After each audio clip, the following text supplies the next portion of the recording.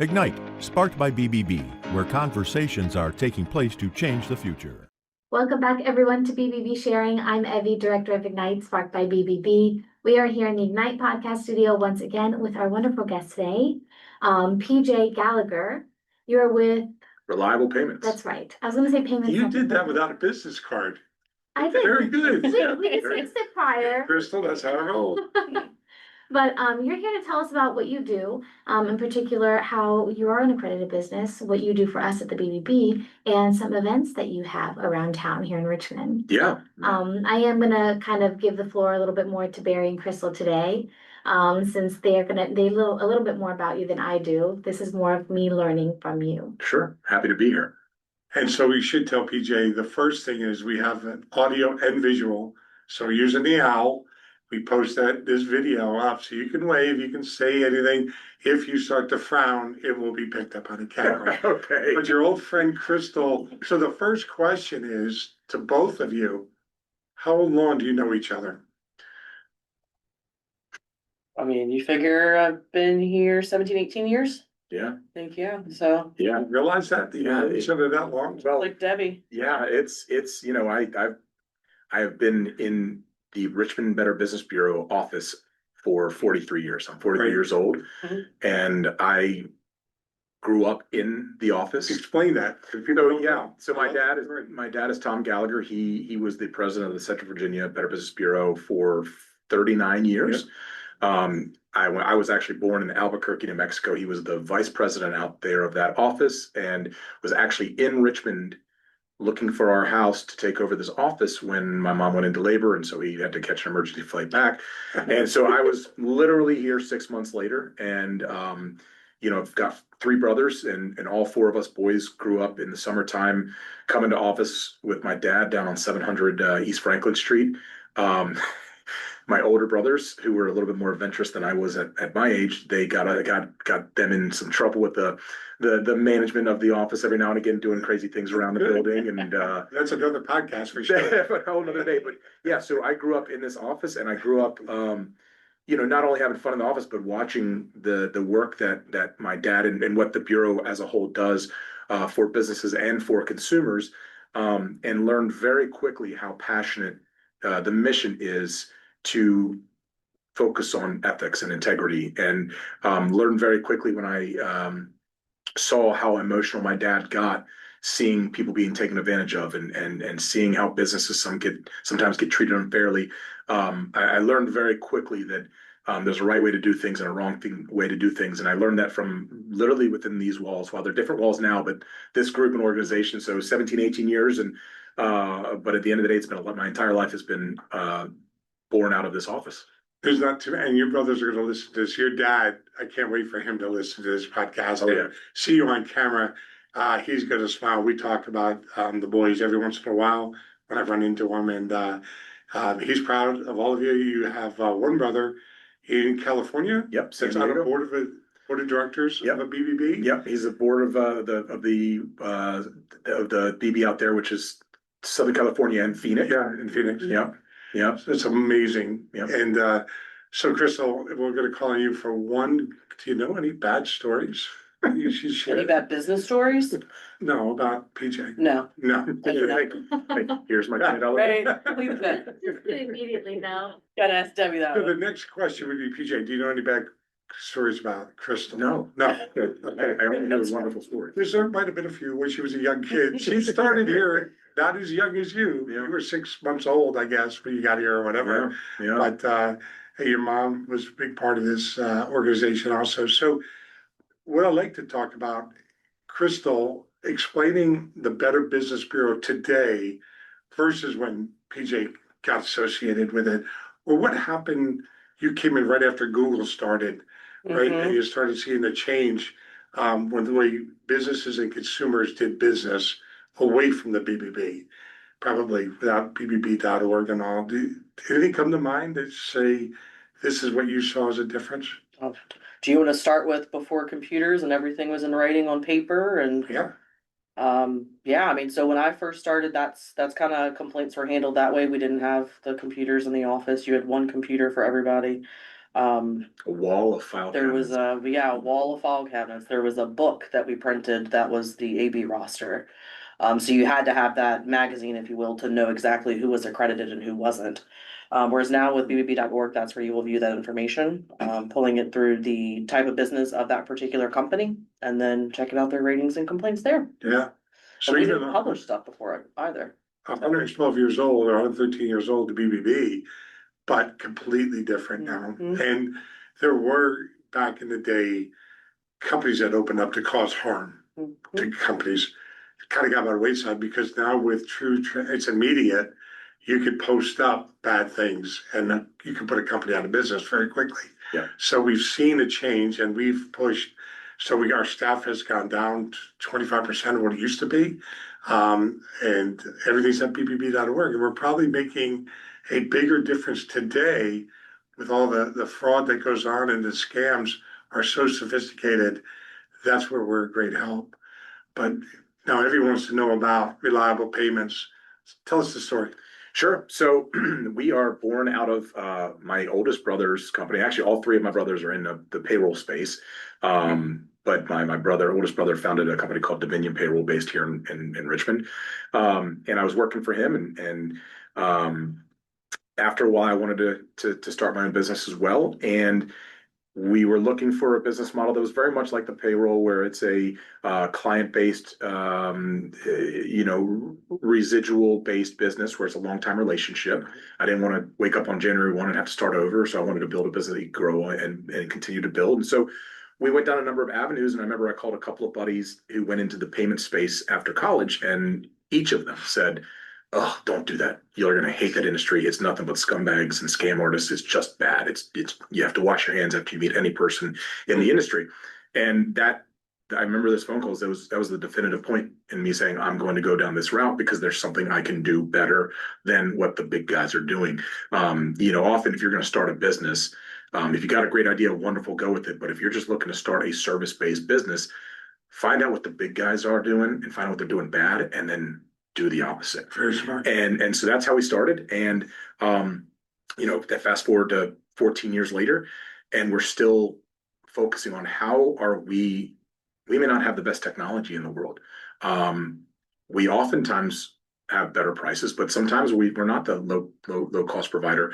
But are we providing value to our clients in the fact that our number one core value is accountability. I hate when you call an 800 number and the person on the other line you can tell is trying to get off the phone with you as quick as possible. Yeah. And you have to call back because what they told you was the fix wasn't the fix. And I hate that. And whenever I hear a client say, I didn't get my question answered on the first call, that infuriates me.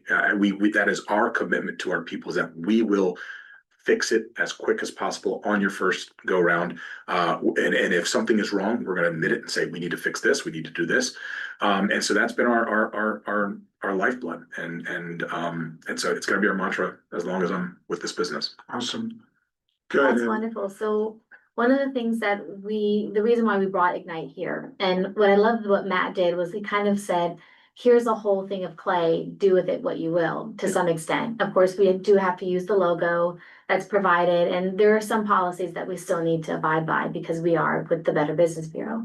But essentially what it is, it's being able to communicate more with business owners, your employees, and your consumers in a way that the BBB never really got to before.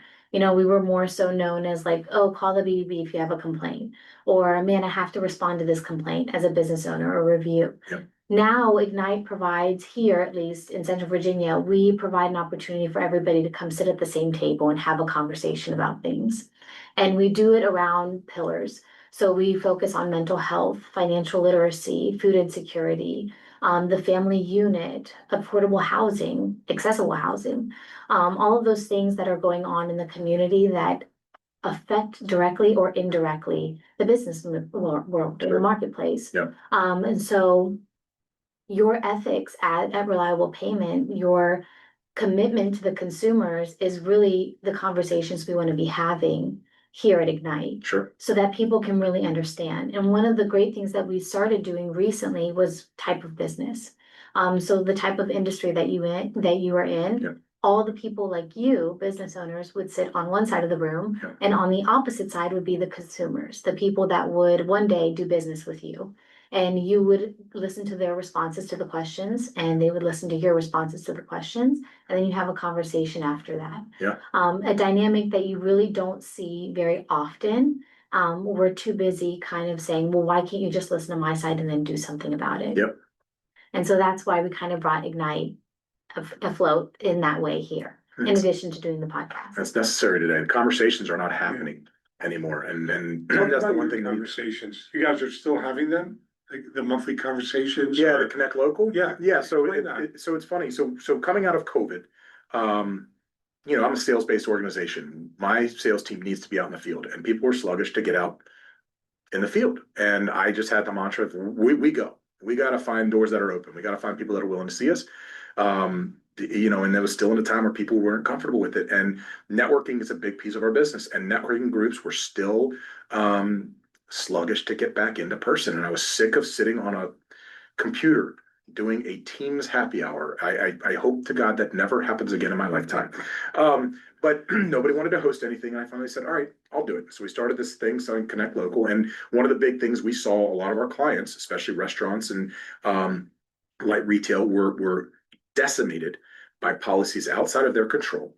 They spent their entire life building this wonderful business full of passion. Restaurant owners, retail owners, they're doing it because they love what they do. And it was ripped away from them with powers outside of their control.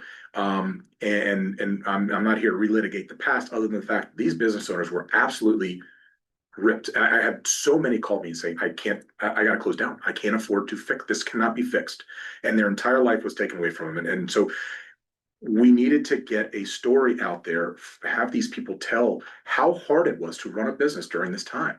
The big chains, they had cash flow, they had war chest built, and they were able to survive it and oftentimes thrive, where these mom and pop shops were getting crushed. So I said, we need to get, first of all, salespeople back in a room together talking to each other, but we need them to hear a story. I want them to hear the sob stories. And I'll never forget Mike Morrissey of Morrissey's Catering in Delhi, a great longtime friend of mine. He was the first guest we had.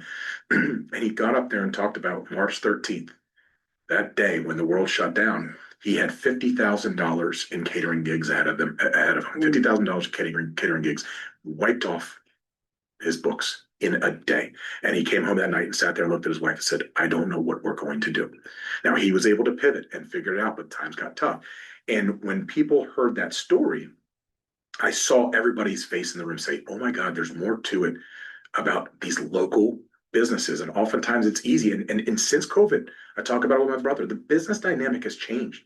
The relationship between the customer and the vendor, whether you're business to business or B2C, something has changed. The love isn't there like it was back in the day. But having those conversations and realizing that there's people who go home to their wife and talk about how proud they are of the business that they run.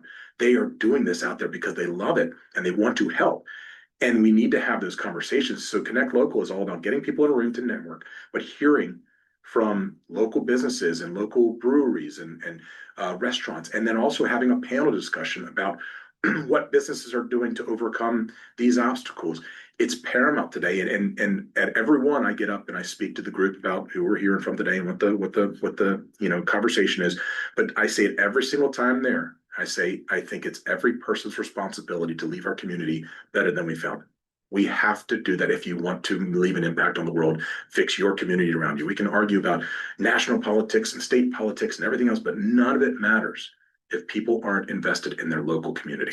That is so true. And so what we've done with our conversations, you have the conversations and you have dialogue back and forth. We do it differently because we don't have the guys in the suits, the talking heads, the pretty boys. That's not what you do. I know what you do. Yeah. But there are groups out there, and you know exactly what I'm talking about. Waste of time, and it's just a check off box, in my opinion. Yeah.